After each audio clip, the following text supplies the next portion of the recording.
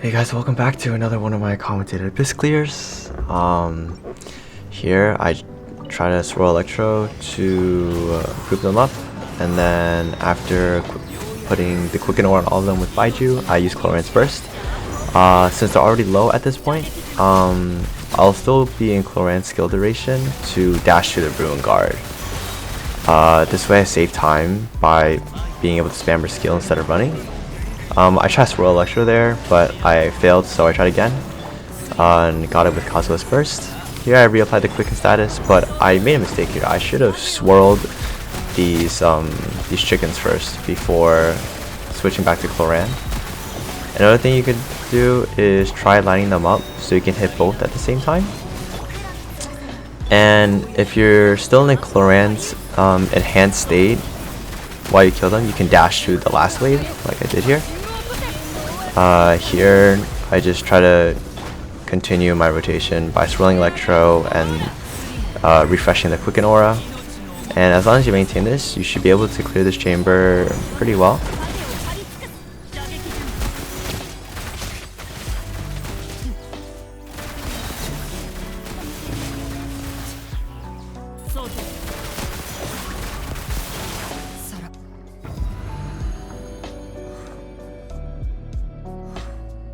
Here for this second half, I try to break the power shield as fast as I can, as that is what would allow me to clear the first wave faster.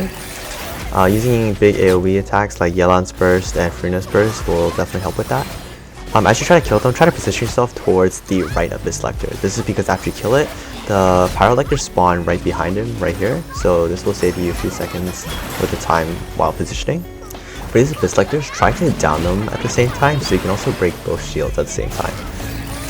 To help with grouping, you can use like charge attacks on certain characters to push them against each other. Also, when you down them initially, they will actually backwards away from you like here, so you can also use that to help group them into each other. When they drop these pyro eggs that you'll see shortly, breaking them actually knocks them back again away from you, and you could also use that to help position them together. If you have AoE Hydro, please try your best to make the most out of it. Try to hit both of them at the same time so you can kill both of them at the same time. This will save you the most time while trying to kill these lectors. Here I try to use Cloud Retainer's skill to auto-aim and lock onto the last wave, but I wasn't close enough. But Yelan's skill is also a great gap closer, and that's what I ended up using. For this last wave, I just maintain my rotation and using advantage of Nilou's third slash to hit the other opponent. This will help you do damage to the other enemy that's away from you, as well as, for the abyss lectors. That'll also help you kill the abyss lectors faster.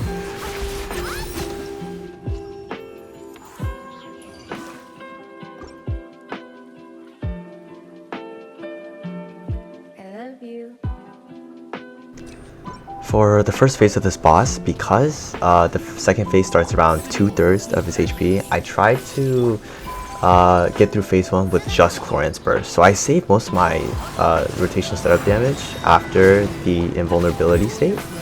I also book here to save time with Baizhu, and then I just use Clorinde's burst to get through phase 1. Then I can save her skill for phase 2. Here though, I end up just, resetting my rotation. So once I see electro, I swirl it, and then when I get here, I try to swirl electro with the burst, but I couldn't get it off. But here I can use my skill now because I saved it from earlier. And whenever he dashes away from you, you can use Clorinde's skill to dash right back at him. You can just spam them, and you'll get back faster. And then I just try to maintain my quicken aura and my Kazuha rear adjustment buff, and you should be able to breeze through the Magokenki boss. For the samurai, please try to kill them at the same time. If you don't, one of them will actually regenerate and to like half HP or a little more than half, depending on how much HP he already had.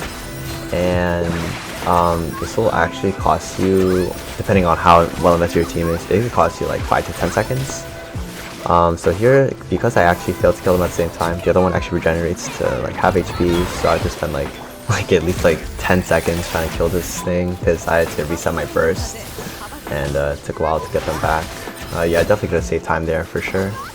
But other than that, For the versus chamber, I just try my best to maintain my rotation.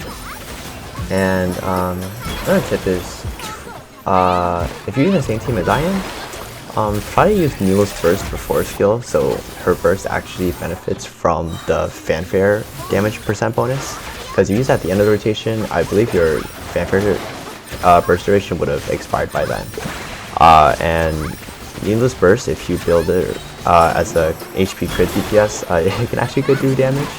So yeah, try not to sit on it if you build her like the way I did.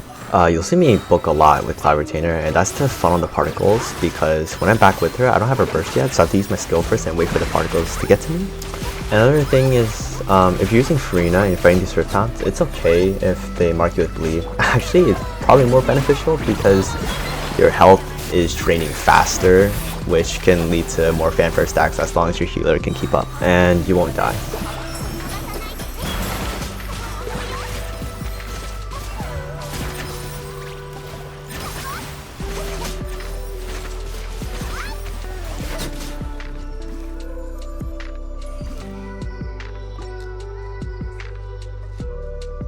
For the last chamber, it's okay to pick the chamber cards because, you know, it's the last chamber. So always just try to pick the best one out of the three rather than trying to lean towards the floor one instead.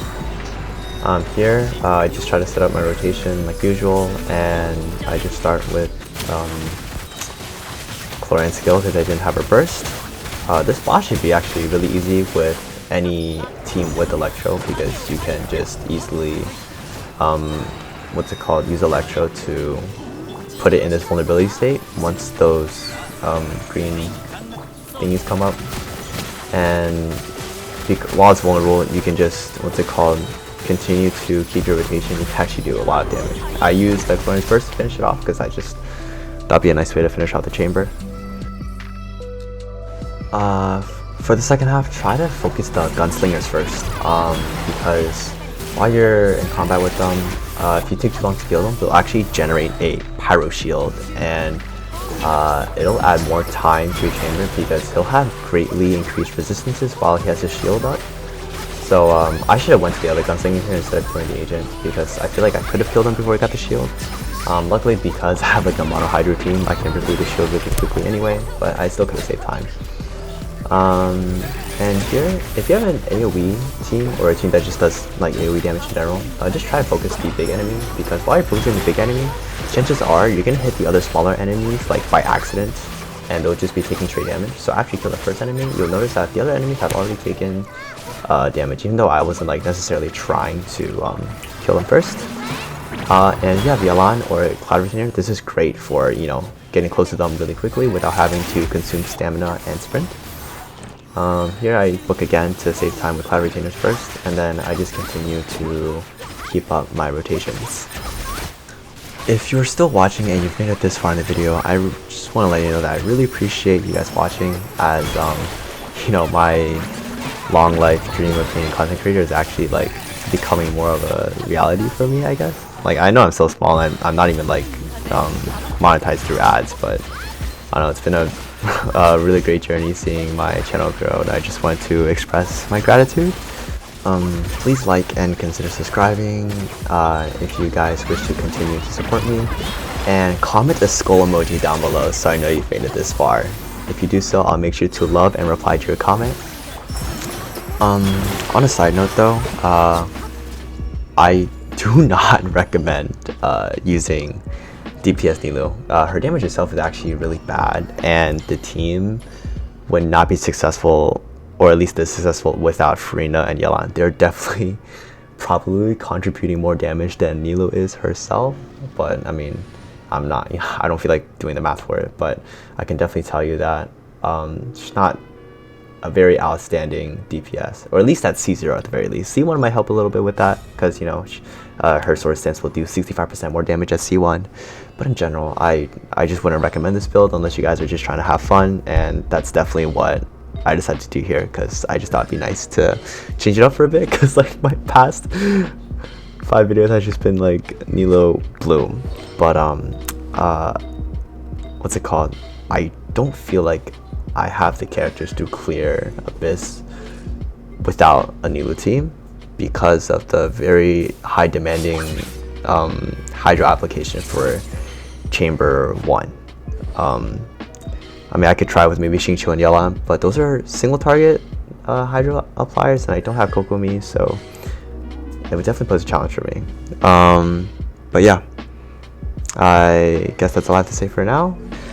I just want to thank you guys so much for watching, and I'll see you guys in another video.